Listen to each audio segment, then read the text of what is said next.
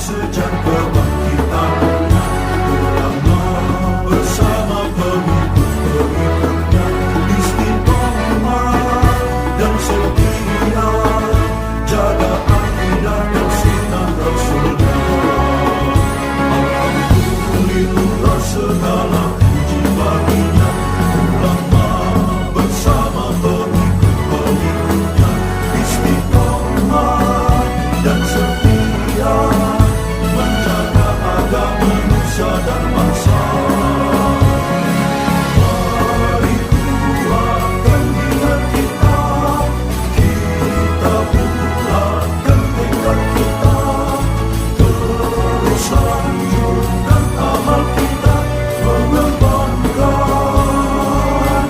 hikmah kita. Assalamualaikum warahmatullahi wabarakatuh.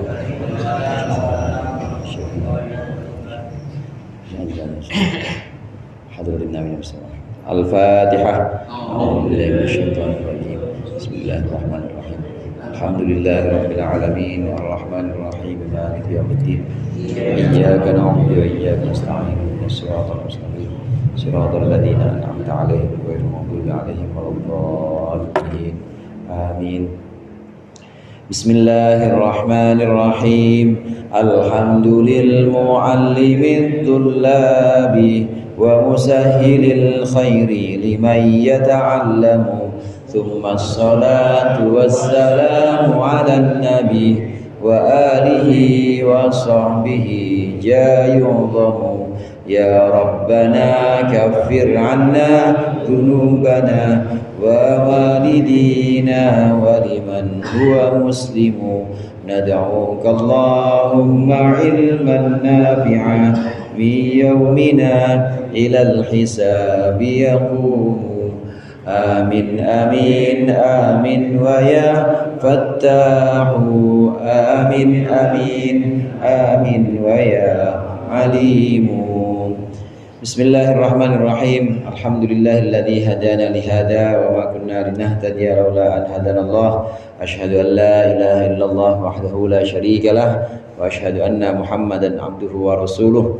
Allahumma shalli ala sayyidina Muhammadin abdika wa nabiyyika wa rasulikan nabiyyil ummiyyi wa ala alihi wa sahbihi wa sallim taslima bi qadri 'azamati dzatika fi kulli waqtin wa hin.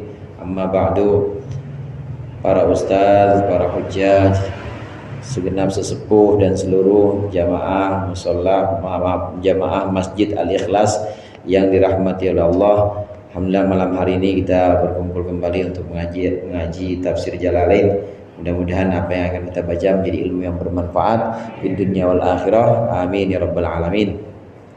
Pembahasan kita sampai surat Az-Zumar ayat ke-18 yang nanti akan kita bacakan. Surat Az-Zumar ini surat yang artinya rombongan, karena nanti di hari kiamat, di hari kebangkitan, orang itu akan Allah kumpulkan, akan digiring secara rombongan. Wasiqal ladzina kafaru ila jahannama zumara. Zumara di sini maksudnya adalah rombongan-rombongan. Rombongan orang-orang kafir dikumpulin, digiring sama-sama. Jadi udah ada masing-masing kelompoknya. Rombongan orang-orang yang bertakwa, wasiqal ladzina taqaw rabbahum ilal jannati zumara, juga rombongan. Di antara rombongan orang-orang yang bertakwa itu insyaallah kita tentu ada di dalamnya, amin. Maka kata zumar di sini namanya rombongan-rombongan, yang dimaksud adalah saat keadaan di yaumil qiyamah, keadaan di hari kebangkitan, orang itu Allah kumpulkan secara rombongan demi rombongan. Ayat yang ke-18 yang akan kita baca ini termasuk sifat-sifat, ciri-ciri orang yang nanti dikumpulkan bersama orang-orang yang selamat, yaitu orang-orang yang bertakwa. Qala Allah Ta'ala wa huwa asdaqul qailin. Alladzina yastami'una al-qawla fayattabi'una ahsanah. Ulaika alladzina hadahumullah wa ulaika hum ulul albab. Alladzina yastami'una al-qawla, yang dimaksud dengan hamba-hamba Allah Yang bertakwa itu adalah orang-orang yang mendengarkan ucapan fayattabi'una ahsanah, maka kemudian mereka mengikuti yang terbaik dari ucapan tersebut. Wa huwa ma fihi salahuhum. Ucapan yang terbaik adalah ucapan yang di dalamnya salahuhum, ada kebaikan untuk mereka. Ulaikal ladzina hadahumullah, itulah orang-orang, merekalah orang-orang yang Allah memberikan hidayah kepada mereka. Wa ulaika hum ulul albab, dan mereka itulah orang-orang yang memiliki akal. Ashabul uqul maksudnya memiliki akal yang sehat. Termasuk ciri-ciri dari orang-orang yang bertakwa, orang-orang yang nanti diselamatkan di akhirat. Sebutannya di sini fabasyir ibad. Allah dalam ayat sebelumnya, ayat 17 menyebutkan berikan kabar gembira kepada hamba-hambaku. Hamba-hambaku di sini adalah orang-orang yang menjauhi taghut, menjauhi penyembahan berhala dalam bentuk apapun, dan orang-orang yang menyembah Allah, yang kembali kepada Allah dengan cara ikhlas. Ini adalah hamba-hamba Allah yang sesungguhnya. Ibadi di sini hamba-hamba Allah yang sesungguhnya, yang disapa oleh Allah, yaitu hamba-hambaku. Apa ciri dari hamba-hambaku? Yaitu orang yang mendengarkan ucapan. Kita dengar ucapan kan nih Pak? Dengar, orang kagak budek kan dengar kita semuanya. Alladzina yastami'unal qaul. Tapi yang penting di sini fayattabi'una ahsanah, mengikuti yang terbaik dari ucapan-ucapan tersebut, yang ucapan-ucapan yang memang mengandung kebaikan untuk kita, seperti nasihat-nasihat agama, pengajian-pengajian, atau siaran-siaran di media sosial yang memang mengajak kita kepada Allah, itu kita ikutin. Tapi yang kira-kira menjauhkan kita dari Allah, yang kira-kira itu berbahaya untuk diri kita, adanya mudorot aja mudorot, maka kita tinggalkan. Cirinya orang yang disebut hamba-hamba Allah itu adalah orang yang mendengar ucapan tapi diambil yang paling baik darinya, yaitu ucapan-ucapan yang memang ada manfaat untuk diri kita. Orang-orang yang selamat ini yang Allah sebut dengan ibad, yang Allah sebut dengan hambaku, ini adalah orang yang mendengar juga tapi mengambil. Jadi ada proses seleksi di sini. Kita dengerin aja, yang namanya Allah kasih kuping, Allah kasih telinga, tapi yang baik itu yang kita ambil. Yang terbaik diantara yang baik, pilihan-pilihan yang baik semua. Saya tahu orang sini mah dengerin baik semua ya. Dengar yang baik-baik semua, dipilih yang paling baik. Yang paling baik itu ma fihi salahuhum, yaitu yang mengandung kebaikan, yang di dalamnya ada kebaikan buat kita. Sholah di sini kebaikan yang kira-kira layak dan patut, saudara. Ada orang kebaikan disebut dengan sholah, orang yang namanya soleh. Soleh itu kebaikan yang kira-kira kalau dilaksanakan maka itu pantas buat dia. Pantas buat dia, pantas buat zamannya, pantas buat tempatnya. Orang baca Quran cakep nggak Pak? Cakep. Coba baca Quran jam 1:30 malam pakai toa al-ikhlas. Kira-kira cakep apa enggak Pak? Nah, itu namanya nggak soleh kalau begitu. Nggak pantas, nggak soleh namanya. Cakep nggak? Cakep tapi tidak soleh. Soleh ini artinya kebaikan dan juga pantas, layak pada waktunya, sesuai untuk waktunya dan sesuai untuk tempatnya, konteks waktu dan tempat. Orang-orang yang disebut oleh Allah sebagai hamba-hambaku, kasih kabar gembira kepada hambaku, yaitu orang-orang yang mendengarkan ucapan dan mengambil atau mengikuti yang terbaik dari ucapan tersebut. Ini adalah ucapan atau nasihat yang paling pantas untuk diri dia, baik juga dan juga pantas untuk diri dia. Kita emang kerjaannya itu di kelurahan misalnya, tugasnya ada nasihat bagus sholat duha itu bisa 2 rakaat, boleh 4 rakaat, 6 sampai 8 rakaat. Nanti selesai sholat duha, dengerin ceramah nih orang, nanti selesai sholat duha 8 rakaat, nanti baca zikirnya ya Latif 1000 kali. Kerjanya di mana Bang? Di kelurahan. Sholat duhanya 8 rakaat, zikir ya Latifnya 1000 kali, belum istighfarnya 100, selawat nariyah lagi, panjangan dikit. selawat nariyahnya 313. Itu orang kelurahan, itu orang pada nyari dia, yang pada pengen bikin KTP, pengen bikin surat-surat pengantar, nyariin dia. Ini namanya bagus tapi tidak sholah, tapi tidak pantas atau tidak layak. Jadi kebaikan di situ yang dimaksud yang paling baik adalah kebaikan yang paling layak dan patut untuk dia. Ya orang kerjaannya di kelurahan, wiridnya lama-lama dicariin orang banyak, jadinya nggak soleh. Kecuali kalau memang udah nggak kerja misalnya, pokoknya nggak kerja aja duit datang, kayak Pak Haji Mul kan begitu. Amin ya Pak. Ya kan udah dibawain sama anak-anaknya Pak Haji Mul mah. Kalau yang kayak Ustaz Nasrullah juga udah dikasih sama anak-anaknya, pasti sebulan ya paling enggak 17 juta. Oh 5 juta seminggu. Berarti 20 juta sebulan. Udah nggak usah kerja, emang udah ditanggung sama anak-anaknya, emang juga nggak ada tanggung jawab kepada masyarakat lingkungan, boleh dengerin ceramah, kemudian ada sholat duha 8 rakaat, wiridnya ini, zikirnya ini, dia boleh ngelakuin, boleh. Kenapa? Karena pantas. Soalnya memang nggak ada hubungan tanggung jawab dia dengan orang lain, dan juga sudah bebas juga dia dari pencarian atau ma'isyah, mencari rezeki, itu sudah ditanggung semua, boleh. Yang dimaksud dengan mengambil yang paling baik dari ucapan itu adalah yang paling layak buat kita, yang paling layak untuk posisi kita dan untuk masyarakat kita. Kita tinggal di mana? Kita tinggal di mana? Kita tinggal waktu apa? Namanya sesuatu yang baik. Sunnah memang Rasulullah sunnah pakai gamis misalnya. Waktu sholat bagus pakai gamis. Sholat Jumatan apalagi dianjurkan pakai gamis. Tapi waktu olahraga jangan pakai gamis, Om Opik. Itu namanya nggak pantas, nggak sholah. Namanya nggak sholah. Mana Om Opik? Kalau di masjidnya cakep banget. Tapi waktu main bulu tangkis, Om Opik masih main bulu tangkis. Masih main bulu tangkis pakai gamis, keserimpet, jatuh jadinya. Maka itu nggak sholah. Mendengarkan nasihat tentang sunnahnya gamis, nasihat yang itu kemudian diambil yang paling pantas buat kita, waktunya, tempatnya, dan juga untuk kita sendiri. Inilah orang-orang yang Allah sapa dengan ibadi atau hamba-hambaku. Hadirin jamaah rahimakumullah, memang gelar hamba ini bukan sembarangan. Kadang-kadang kita doang yang mengklaim, kita doang ngaku-ngaku. Ya, ngaku saya hamba Allah. Berapa? 5.000 hamba Allah.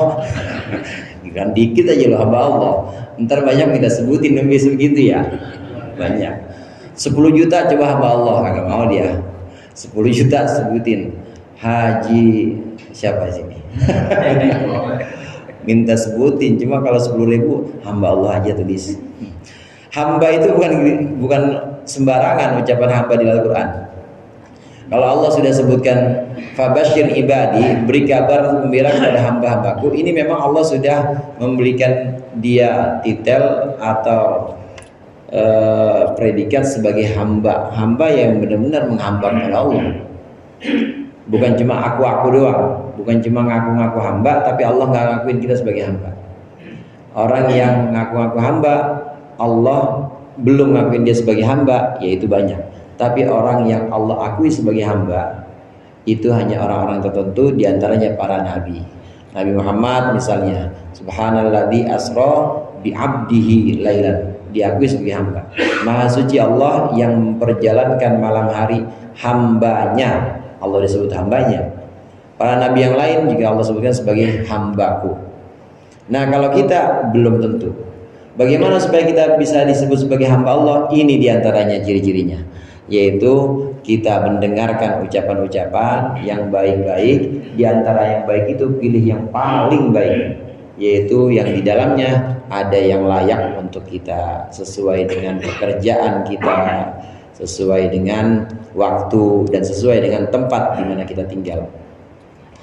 Orang yang seperti ini, hamba-hamba Allah yang mendengarkan ucapan-ucapan baik kemudian memilih yang terbaik, ini adalah orang-orang yang Allah berikan hidayah atau petunjuk, dan Allah berikan sebagai karunia Allah, Allah berikan akal, atau Allah berikan di sini ulul albab, itu artinya ashabul uqul, orang yang memiliki akal.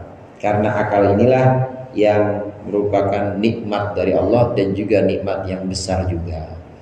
Nikmat dari Allah ada dua, saudara. Ada nikmat ukhrawi, ada nikmat duniawi.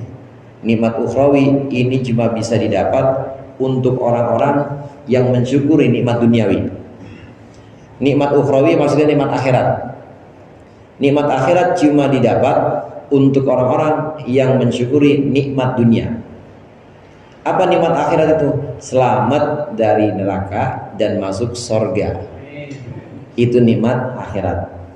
Nikmat akhirat cuma bisa diperoleh untuk orang-orang yang mensyukuri nikmat dunia. Lalu apa saja nikmat dunia? Nah, nikmat dunia ini yang ada di hadapan kita ini. Nikmat dunia ini yang ada di keseharian kita itu nikmat dunia. Kalau nikmat akhirat itu nggak kelihatan. Dan nanti baru akan kelihatan, atau sekarang tapi bentuknya nggak kelihatan. Seperti maghfirah, ampunan dari Allah, nikmat akhirat itu. Ukhrawi sifatnya.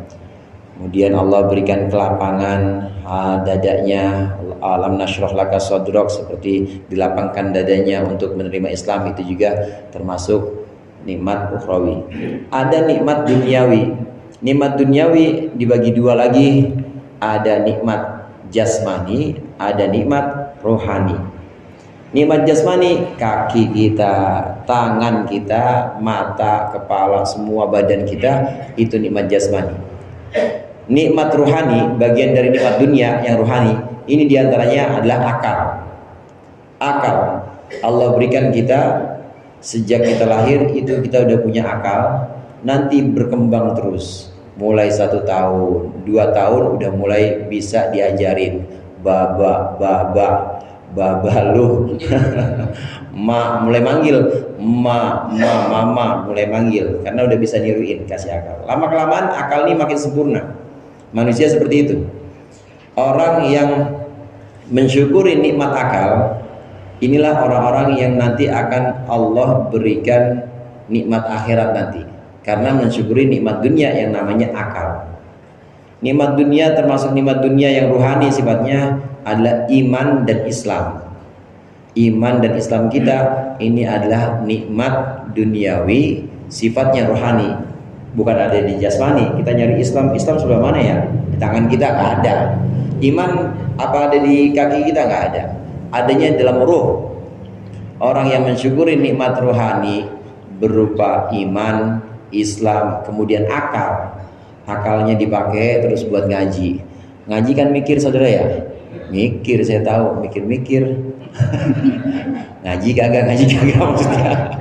Itu mah mikir-mikir, bukan mikir. Mikir maksudnya selesai dari pengajian pasti ada yang direnungkan. Selesai dari pengajian ini ada yang kita bawa. Ini namanya mensyukuri nikmat akal. Kalau kita mensyukuri nikmat akal, mensyukuri nikmat iman kita, mensyukuri nikmat Islam kita dengan terus jaga dengan sholat, jaga dengan puasa yang wajib-wajib kita laksanakan, maka insya Allah nikmat akhirat nanti kita dapat. Amin. Jadi harus mensyukuri nikmat duniawi dulu, baru nanti akan dapat nikmat ukhrawi. Ashabul uqul, orang-orang yang memiliki akal, disebut ulul albab dalam Al-Quran. Orang-orang yang memiliki akal ini adalah orang-orang yang bisa memilih mana yang baik, mana yang paling baik untuk saya nasihatnya, dan mana yang paling pantas untuk saya, lalu saya ikuti nasihat itu. Ini ciri-cirinya. Ini juga sebagian ulama kalau wudu diajarkan doanya pakai ayat ini. Allahumma ij'alni minal ladzina yastami'unal qaul fayattabi'una ahsanah. Di setiap anggota wudu kita yang sunnah maupun yang wajib itu kan ada doanya. Waktu kita basuh tangan, alhamdulillahilladzi ja'alal ma'a tahura. Kemudian waktu kita kumur-kumur, waktu kita istinsyak, Allahumma arihni raihatal jannah. Waktu kita kumur-kumur, Allahumma a'inni ala dzikrika wa syukrika wa husni ibadati. Setiap anggota ada doanya atau ada bacaannya. Begitu kuping juga ini bacaannya yang ayat barusan kita bahas. Allahumma ij'alni minal ladzina yastami'unal qaula fayattabi'una ahsana. Ya Allah, jadikan saya, kuping saya bisa dengar yang paling baik buat saya dan saya bisa ngikutin. Pergi ngaji, kemudian ada yang saya bawa, saya amalin kalau pantas buat saya. Pergi belajar, ada yang bisa saya bawa pulang, maka akan saya ikuti dan saya amalkan apa yang saya bawa dari pelajaran saya. Ini namanya mendengarkan dan mengikuti apa yang terbaik untuk dilaksanakan atau diamalkan. Ulul albab, orang yang punya akal, mensyukuri nikmat ini, mensyukuri nikmat akal, disebut ulul albab. Jamaah rahimakumullah, banyak ayat-ayat Al-Quran yang memang mengajak kita buat mikir, buat tafakkur. Emang orang Islam nggak boleh cuma ngikutin aja, harus ada yang namanya tafakkur. Ada pembedaan memang.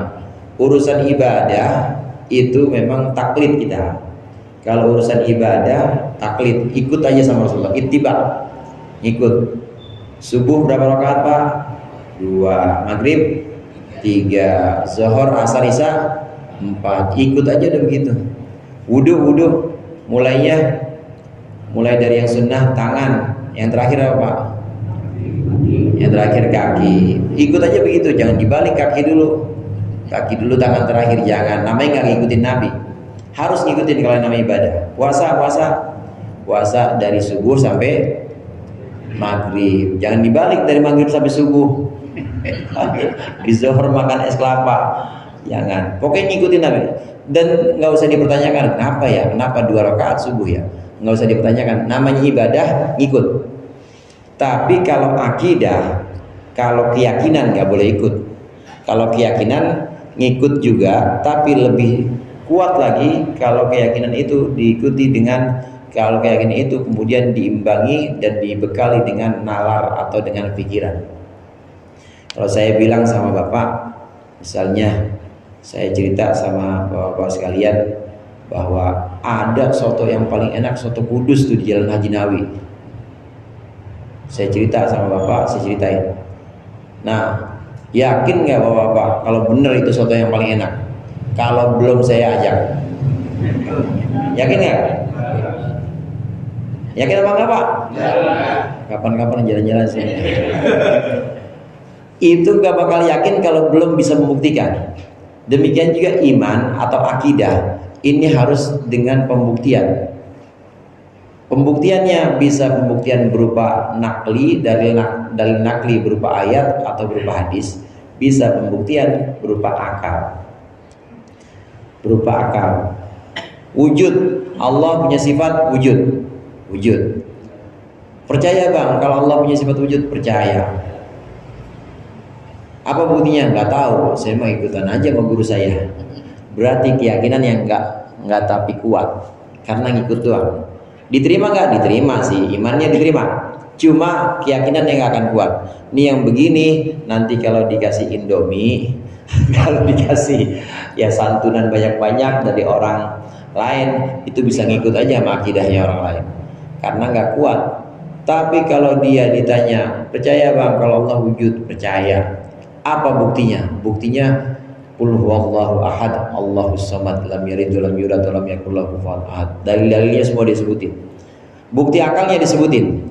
Nah, ini buktinya ini di musola. Kalau musola di masjid, kalau masjid udah rapi, ada yang ngerapihin aquanya, wanginya juga udah ketahuan, berarti itu ada yang ngurusin di masjid. Pasti ada yang ngerapihin dan ada yang menyediakan semuanya. Demikian juga Allah wajib ada, karena alam semesta begitu saya lahir ya udah begini aja. Matahari terbit teratur nggak Pak? Teratur. Pergantian siang dan malam juga teratur. Musim hujan, walaupun yang meleset paling cuma berapa bulan, tapi ada yang namanya pergantian musim. Semua teratur. Itu Bang, kalau teratur begitu pasti ada yang mengatur. Ini namanya dia iman pada wujudnya Allah, adanya Allah dia iman, dan dia bisa buktiin. Keyakinan yang seperti ini, keimanan atau akidah yang seperti ini menggunakan akal. Ashabul ukul atau ulul albab ini menggunakan akal pada bagian-bagian akidah untuk menambah keyakinannya, untuk menambah keimanannya. Kalau tidak pakai akal, diterima imannya, cuma dosa.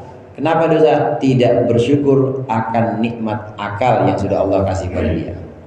Maka harus digunakan akal kita untuk mempelajari ilmu-ilmu akidah, ilmu tauhid. Ibadah ikut kita. Kalau ibadah, urusan ibadah taklid memang. Ya azan dari sana dari Rasulullah begitu, azan aja begitu, udah nggak usah dipikir-pikir. Namanya ibadah. Tapi kalau akidah, kalau keyakinan, ini harus berpikir. Ilmunya namanya ilmu tauhid atau ilmu akidah. Di sana kita disajikan banyak bukti-bukti biasanya. Disajikan banyak dalil-dalil tentunya dan juga bukti-bukti secara akli, argumentasi supaya kita berpikir, supaya kita menggunakan akal kita.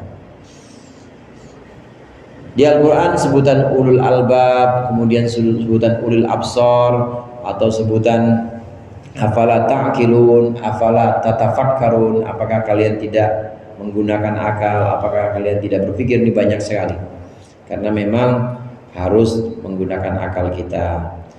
Afaman haqqa alaihi kalimatul adzabi afa anta tunqidhu man finnar. Afaman haqqa alaihi kalimatul adzab. Apakah orang yang sudah tetap, yang sudah pasti terhadapnya itu kalimatul adzab, ada ketetapan siksa, ai la'amla'anna jahannama al-ayah. Maksudnya firman Allah yaitu la'amla'anna jahannama, sungguh akan aku penuhi jahannam, minal jinnati wan nas, dari bangsa jin dan bangsa manusia. Al-ayah, teruskan ayat. Apa anta tunkidu ay tukhriju, apakah engkau akan mengeluarkan, akan menyelamatkannya, man finnar, menyelamatkan orang finnari yang ada dalam neraka. Jawab syarti, ini jadi jawab syarat. Wa qima fihi adz-dzahiru maqamal munbar. Di sini isim zahir ditempatkan atau diposisikan sebagai isim dhamir, di tempat isim dhamir. Wal hamzatu lil inkari, hamzahnya buat inkar. Wal makna la takdiru, maksudnya la takdiru, tidak akan mampu engkau ala hidayatihi, untuk memberikan hidayah atau petunjuk kepadanya. Fatunqidhuhu minan nar, maka engkau akan menyelamatkannya dari neraka. Oleh Allah di sini disebutkan apa orang yang sudah kami tetapkan, kata Allah, orang yang sudah kami takdirkan masuk neraka, apakah engkau akan bisa menyelamatkannya? Ini pertanyaan-pertanyaan ini nih Pak, namanya pertanyaan inkari atau pertanyaan retorik. Jadi nggak perlu dijawab. Apakah Bapak tahu bahwa awan itu, kapas itu putih? Gitu saya nanya Bapak. Pak, Bapak, bukankah Bapak tahu bahwa kapas itu putih? Itu pertanyaan apa bukan Pak? Pertanyaan, cuma nggak perlu jawaban. Begitu juga ini. Ini pertanyaan cuma tidak butuh jawaban, karena untuk pertanyaan retorik yang sifatnya memastikan. Apakah engkau wahai Muhammad bisa menyelamatkan orang yang sudah kami takdirkan masuk neraka? Maksudnya apa? Engkau tidak akan bisa menyelamatkan orang yang sudah kami tetapkan untuk masuk neraka. Jamaah rahimakumullah, sebagian ulama tafsir ini menghubungkan ayat ini, asbabun nuzulnya adalah tentang paman Nabi Abu Lahab. Paman Nabi Abu Lahab memang dari ilmunya Allah, dari sananya secara dari alam azali sana, ketetapan Allah di Lauhil Mahfuz, memang Abu Lahab itu sudah Allah tetapkan masuk neraka. Udah dalam ilmu atau dalam pengetahuannya Allah, memang Abu Lahab masuk neraka udah. Nabi sangat ingin, Nabi pengen banget supaya keluarga-keluarganya, bukan hanya Abu Lahab, pokoknya seluruh keluarganya itu beriman. Bukan karena pengen banyak pengikut atau pengen banyak pemilih. Sekarang lagi musim banyak konstituen ya, banyakkan pemilih, bukan cuma karena pengen banyak pengikut, tapi pengen selamat supaya pengikutnya pada selamat. Yang diinginkan oleh Nabi, harisun alaikum, Nabi itu sangat menginginkan kalian, menginginkan orang-orang supaya beriman, itu cuma karena pengen selamat nanti di akhirat. Karena Nabi tahu betul bahwa perjalanan di akhirat itu berat. Nabi tahu betul perjalanan setelah kematian di alam barzakh dan seterusnya ini akan sangat berat kalau tidak pakai iman. kalau tanpa iman. Makanya Nabi sangat ingin betul umatnya itu beriman, apalagi keluarganya kayak Abu Lahab. Pengen banget Nabi. Abu Lahab beserta keluarganya itu pengen banget supaya masuk Islam. Nabi sangat menginginkan orang-orang ini masuk Islam. Dari keturunan Abdul Muttalib dan juga keturunan Hashim, kadang-kadang disebut dengan Bani Hashim atau Bani Abdul Muttalib, itu disebut dengan kerabat Nabi. Jadi begini saudara, ada perbedaan. Kalau disebut dengan dzurriyyah, dzurriyyah itu keturunan, dzurriyyah Rasul, keturunan Nabi Muhammad, itu ke bawahnya namanya dzurriyyah dari Sayyidatina Fatimah radhiyallahu anha, dari putri Rasulullah dengan Sayyidina Ali. Nah, kemudian ada cucu Nabi namanya Sayyidina Hasan dan Sayyidina Husain. Nah, ke bawahnya Sayyidina Hasan dan Sayyidina Husain ini punya keturunan, punya anak, punya cucu, maka ini disebut dengan dzurriyyah atau keturunan. Ada lagi kerabat Nabi. Kerabat Nabi ini bukan keturunan dari Sayyidina Hasan Husain, bukan hanya itu. Kerabat Nabi itu adalah orang-orang dari Bani Hashim dan Bani Abdul Muttalib. Abdul Muttalib kata kakeknya Nabi. Kakeknya Nabi. Abdul Muttalib punya beberapa orang anak, diantaranya ayah Nabi Abdullah. Kemudian ada Abbas paman Nabi. Ada Abu Thalib, ada Abu Lahab. Itu anak-anaknya Abdul Muttalib. Abu Lahab binnya bin Abdul Muttalib. Ada Abu Lahab, ada anak-anaknya Abu Lahab. Nah, ini semua kerabat Nabi nih. Termasuk Abu Thalib, bawahnya ada Sayyidina Ali bin Abi Thalib. Ini kerabat Nabi. Jadi samping bukan bawah, samping. Ini semua kerabat Nabi. Nah, ke bawahnya itu juga termasuk kerabat Nabi juga. Kerabat Nabi ini kadang-kadang disebut sebagai Alu Muhammad, sebagai keluarga Muhammad. Jadi jelas bedanya Pak ya. Kalau keluarga Nabi Muhammad itu lebih luas, tapi kalau dzurriyyah keturunan itu memang lebih sempit. Keturunan itu lebih khusus, yaitu dari keturunan Sayyidina Hasan, Sayyidina Husain. Tapi kalau keluarga Nabi Muhammad itu termasuk sepupunya Nabi Muhammad, samping-samping ke bawahnya itu keluarga Nabi Muhammad. Termasuk dari semua keturunannya Abdul Muttalib, anak-anaknya Abdul Muttalib itu termasuk kerabat Nabi Muhammad. Termasuk Abu Lahab kerabatnya Nabi Muhammad juga.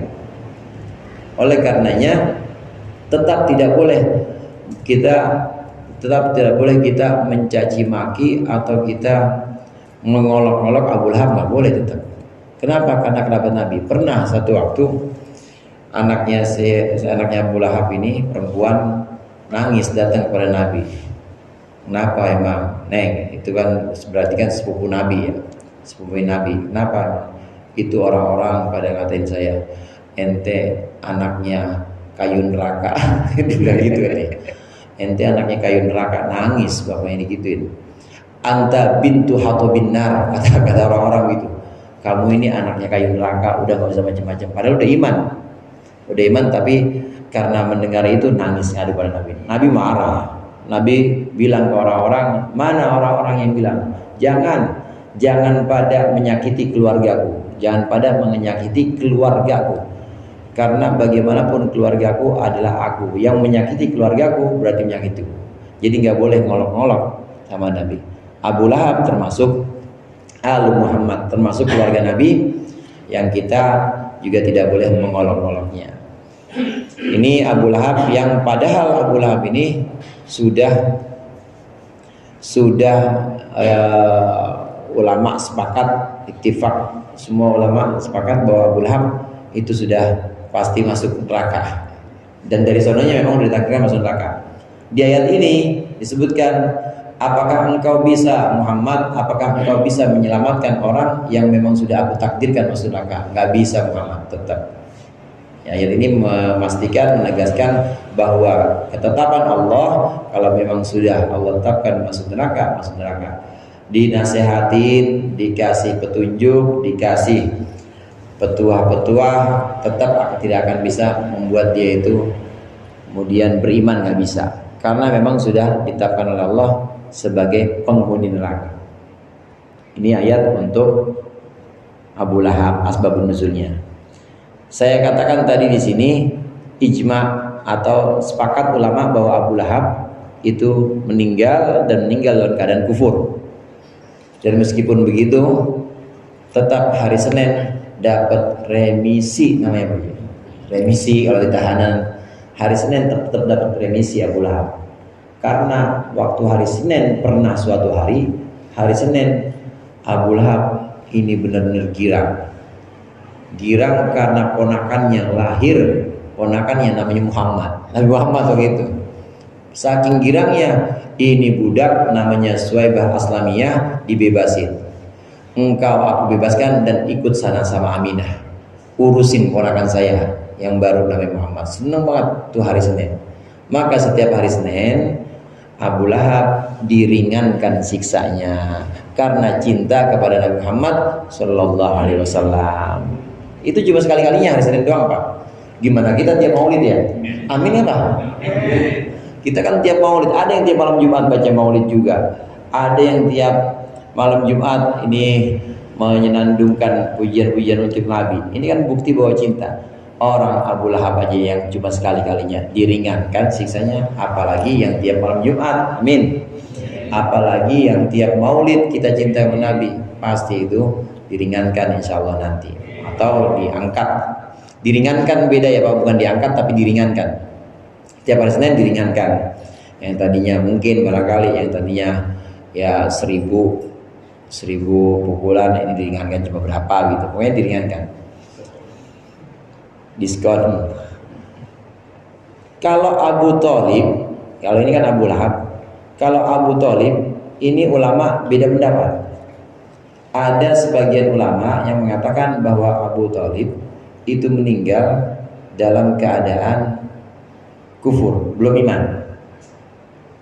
Tapi ada sebagian ulama mengatakan Abu Thalib sudah beriman karena ada riwayat, ada satu hadis Rasulullah menyebutkan bahwa Allah mengizinkan aku membangunkan Abu Thalib lagi. Allah membangunkan Abu Thalib. Maaf, bukan mengizinkan, Allah membangunkan Abu Thalib lagi. Kemudian Abu Thalib datang kepadaku dan menyatakan asyhadu an la ilaha illallah wa annaka rasulullah. Ada riwayat, ada hadis Nabi yang Nabi menceritakan bahwa Abu Thalib, ayahnya Sayyidina Ali, ini Allah bangkitkan lagi dan Allah perintahkan datang ke Rasulullah untuk syahadat. Jadi bagaimana? Min ahlil jannah kalau menurut pendapat yang ini. Dan inilah yang dipegang oleh kita Ahlus Sunnah wal Jamaah, yang dipegang oleh jumhurul ulama, yang dipegang oleh mayoritas ulama, bahwa Abu Thalib ini termasuk orang yang iman. Pada akhirnya setelah wafatnya Allah bangkitkan kembali, kemudian datang pada Rasulullah dan syahadat. Banyak hadis yang seperti ini hadirin. Banyak hadis yang sifatnya itu di luar nalar. Masa orang mati dihidupin lagi kan nggak di luar nalar. Sebenarnya bukannya nggak mungkin, cuma kita nggak biasa aja. Nggak biasa ada orang mati hidup lagi, nggak biasa. Tapi itu untuk Allah sangat mungkin, gampang. Karena itu bukan sesuatu yang mustahil, itu sesuatu yang mungkin. Menghidupkan orang mati itu mungkin. Cuma akal kita jarang aja gitu, jarang. Kayak saya misalnya ngelihat ada sendal terbang Pak, pernah lihat enggak? Mustahil apa enggak? Enggak mustahil. Cuma akal kita asing aja, jarang, belum pernah lihat. Tapi enggak mustahil. Yang mustahil itu apa? Yang mustahil itu yang sering saya contohin. Yang mustahil itu naik ke bawah mustahil. Naik ke bawah Pak. Turun ke atas ada nggak? Nggak ada. Bukan Allah yang nggak mampu, tapi emang nggak ada. Kalau ada orang tanya, ada pertanyaan misalnya, bisa nggak Allah menciptakan makhluk yang turun ke atas? Pak, itu bukan Allah yang nggak bisa, emang nggak ada turun ke atas. Itu namanya mustahil. Kalau yang nggak ada dalam akal namanya mustahil. Yang mustahil begini nggak bakal ada. Tapi kalau sendal terbang, kemudian ada onta keluar dari batu Nabi Soleh, itu bukan mustahil. Itu mungkin semuanya. Cuma akal kita jarang aja ngelihatnya. Demikian juga dihidupkannya orang meninggal, diantaranya Abu Thalib, kemudian ayahanda dan ibunda Rasulullah, Abdullah dan Siti Aminah, ini Allah hidupkan lagi. Bukan untuk iman, karena Abdullah dan Siti Aminah, ayah dan ibu Nabi, ini termasuk generasi yang berada dalam masa fatrah. Kalau berada dalam masa fatrah atau masa vakum, tidak ada kenabian, selamat semuanya. Jadi nggak perlu iman pun sudah Allah jamin masuk surga, ayah dan ibu Nabi. Tapi waktu itu dibangkitkan oleh Allah, Nabi Abdullah, Siti Aminah dan Abdullah ini Allah bangkitkan hanya untuk bertemu Nabi aja, bukan untuk iman. Karena memang udah termasuk Ahlul Jannah, ayah dan ibu Nabi itu masuk surga, dijamin udah. Ini biar saya tegesin nih. Soalnya ada orang yang bilang ayah dan ibu Nabi kafir. Ada orang yang bilang bahwa ayah dan ibu Nabi itu masuk neraka. Salah itu. Sesungguhnya ayah dan ibu Nabi itu adalah orang yang berada di masa fatrah atau masa kosong. Orang yang berada di masa kosongan ini semuanya dijamin, semuanya bebas, karena memang Allah nggak turunkan utusan, Allah nggak turunkan nabi, belum diberikan peringatan oleh Allah, maka termasuk bebas. Orang yang maksiat aja bebas, apalagi ayah Nabi, ibu Nabi, kemudian leluhur Nabi Muhammad yang memang terjaga. Itu orang baik-baik semua, saudara. Orang baik semua, Abdul Muttalib, kemudian Hashim, kemudian Abdi Manaf, kemudian Kilab, Qusay, itu semua orang-orang mulia semua. Nggak pernah sedikit pun tersentuh perzinahan jaliyah, itu nggak pernah. Maka leluhur Nabi yang berada di masa fatrah ini sudah pasti masuk surga. Nggak perlu iman aja masuk surga udah. Ya. Jadi hadis-hadis, kembali lagi hadis-hadis seperti dibangkitkannya Abu Thalib, dibangkitkannya ayah dan ibu Nabi, ini sesuatu yang sifatnya mungkin, bukan mustahil, mungkin, dan Allah sangat bisa. Kalau sudah ditakdirkan oleh Allah bahwa Abu Lahab, bahwa orang-orang yang tertentu sudah Allah pastikan masuk neraka, maka engkau tidak akan bisa memberikan hidayah kepada mereka, wahai Muhammad. Lakinnal ladzina taqaw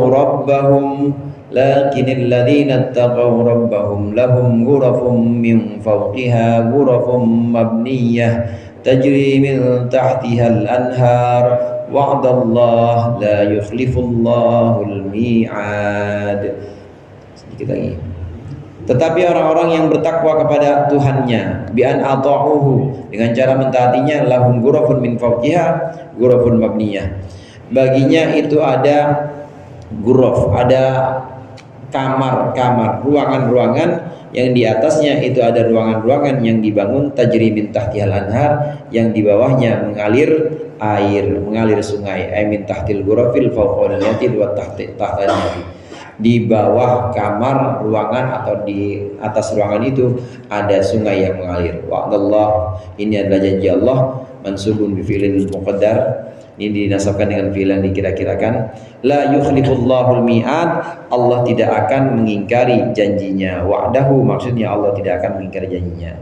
Untuk orang-orang yang menggunakan akal, kemudian mengambil nasihat dari perkataan-perkataan yang terbaik, ini akan Allah berikan nanti surga di mana di bawahnya mengalir air. Di atasnya juga ada ruangan lagi atau ada bagian atasnya, itu surga juga. Jadi surga atas bawah ya surga juga. Karena surga bertingkat-tingkat, atas bawah surga, dan masing-masing itu ada sungainya. Itu gambaran untuk penghuni surga. Mudah-mudahan kita termasuk di dalamnya. Amin rabbal alamin. Lebih kurangnya saya maaf. Allahumma muwaffiq ila aqwamit thoriq. Assalamualaikum warahmatullahi wabarakatuh. Waalaikumsalam.